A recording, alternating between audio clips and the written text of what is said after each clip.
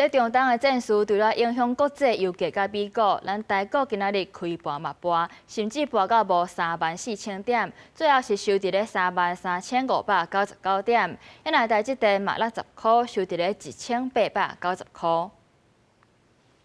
初六台股开盘偏弱，早盘捌落350点，落到33322点。10点了后，佫开始起，就算有反红嘛挡无久，了后佫反乌，来来回回增加市场观察的气氛。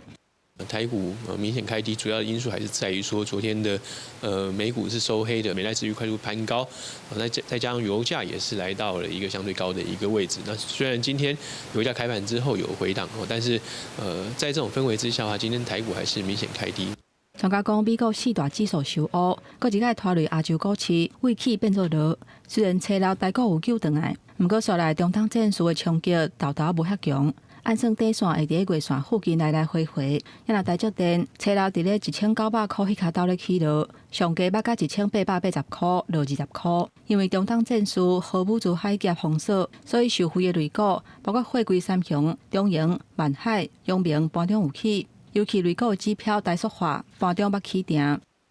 货柜部分应该目前看起来应该比较偏向是短中多。那塑化产业比较偏向是短多了。那可能塑化这部分它的这个利差，因为它现在是反映它之前低价库存，所以你会直接反映到现在的股价往上冲。可是你低价库存用完之后，其实这块的这个数字就不会像货柜这么样持续性。专家警示，中东的战事造成油价起，这恐惊会反映伫咧通货膨胀的数字。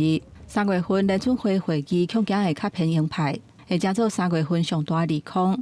也若会期的部分，新台票换美金早盘捌落破1角，盘中捌起到31.64块。中央银行外汇局认为讲，上大起落已经结束，除非基本面有真大变化，若无袂连续阁起落。